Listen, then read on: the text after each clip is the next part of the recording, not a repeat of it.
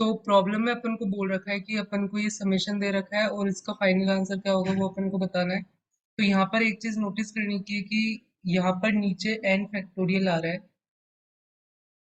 तो अपन अगर ये n+1 का होल स्क्वायर एंड 2n+1 को अगर अपन इस फॉर्म में लिख पाए, a times n-1 n-2 n-3, क्योंकि यहाँ पे मैक्सिमम पावर क्या आएगी, n का क्यूब आएगी। तो ये 3 फैक्टर, फिर n स्क्वायर वाली टर्म्स, n वाली टर्म्स और d, तो अपन सारे के लिए काउंट कर रहे हैं।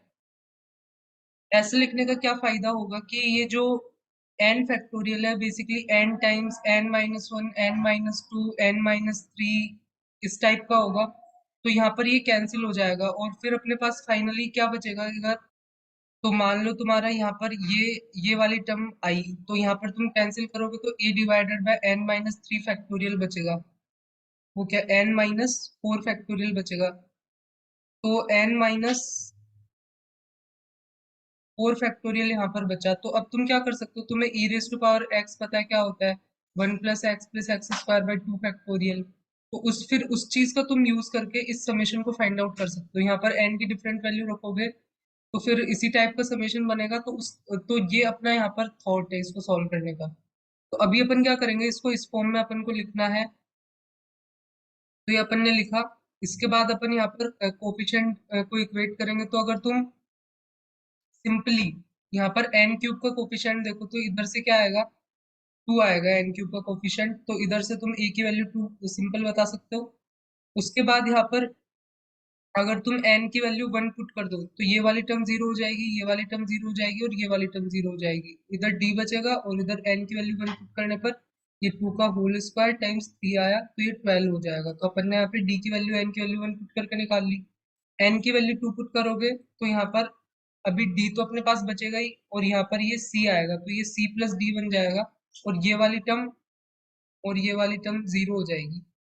तो यहाँ पर ये c+d की जगह 12 पुट कर दिया और उधर जो अपना एक्सप्रेशन था वो अपना क्या था, n+1 का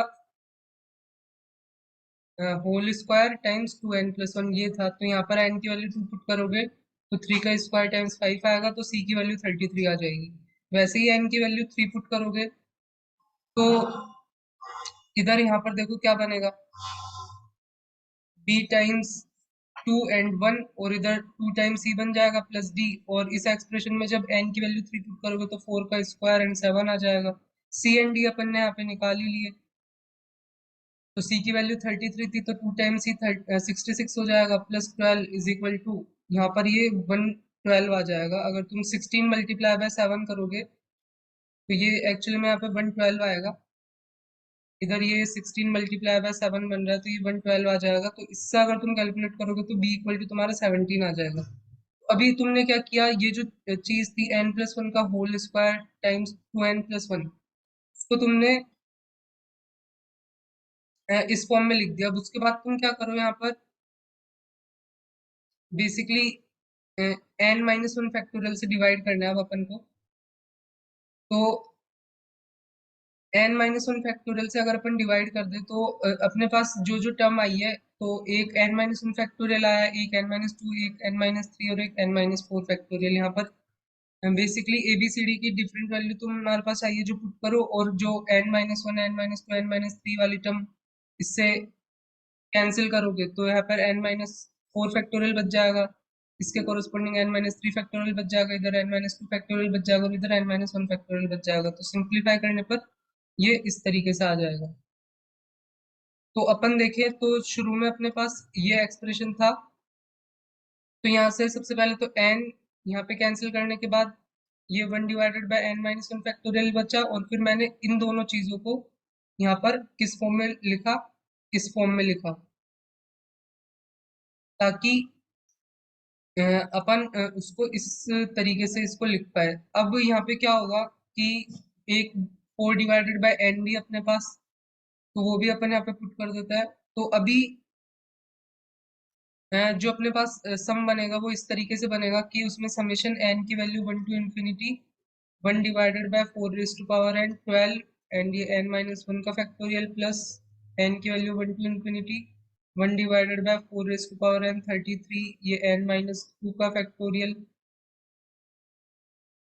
एंड वही बाकी की ये वाली टर्म आएगी और ये वाली टर्म आएगी। तो अगर फर्स्ट टर्म को देखो तुम, तो n की वैल्यू 1 पुट करने पर ये 1/4 12/0 फैक्टोरियल, फिर 1/4 स्क्वायर 12/1 फैक्टोरियल, इस तरीके से आएगा। तो अगर तुम 1/4 को बाहर निकाल लो तो ये इस तरीके से आएगा 12/0 factorial and 1/4 12/1 factorial, 1/4 square 12/2 factorial. तो e raise to power X का एक्सपेंशन अपन करेंगे और एक्स की जगह 1/4 पुट कर देंगे। तो बेसिकली इस तरीके की चीज बन जाएगी। और 12 को भी अगर तुम बाहर निकालो तो 12 डिवाइडेड बाय 4 आ जाएगा और ये ई रेज टू पावर 1/4 आ जाएगा। तो बेसिकली उसका आंसर क्या आ गया, 12/4 ई रेज टू पावर 1/4। तो ये अपना फर्स्ट समेशन था। सेकंड समेशन में 33 divided by n minus 2 factorial 1 divided by 4 raise to power n था। n की वैल्यू 1 के कॉरेस्पॉन्डिंग ये टर्म 0 हो जाएगी। बेसिकली ये 1 divided by n minus 2 factorial है, उसको तुम n minus 1 divided by n minus 1 factorial लिख सकते हो। n की वैल्यू 1 पुट करोगे तो नीचे तो 0 फैक्टोरियल बनेगा जो कि 1 होगा, और ऊपर ये क्या हो जाएगा, 0 हो जाएगा। वो वाली टर्म हट जाएगी। तो यहाँ पर n की वैल्यू 2 से स्टार्ट होगा, तो 2 से करोगे तो 33 डिवाइडेड बाय 0 फैक्टोरियल इधर 1/4 स्क्वायर आएगा, 33 डिवाइडेड बाय 1 फैक्टोरियल 1/4 क्यूब आएगा। तो 33 को भी बाहर निकाल लो और 1/4 स्क्वायर को बाहर निकाल लो, ये बचेगा जो कि same E raise to power 1/4 है। ये इस तरीके से आ जाएगा।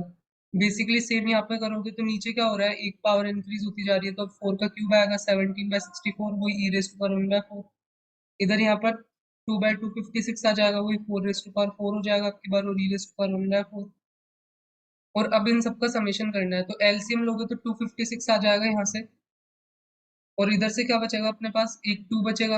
और यहाँ पर ये पिछली बार 17 था, तो अभी एलसीएम लेने पर 256 है, तो यहाँ डिनोमिनेटर में 64 है, तो 17 टाइम्स 4 बन जाएगा ऊपर, जो कि 68 हो जाएगा। इधर फिर यहाँ पर जो है अपना 33/4 स्क्वायर आया था, एलसीएम लोगे 256 का, तो उसको 33 को 16 से मल्टीप्लाई करना पड़ेगा, तो 528 आ जाएगा।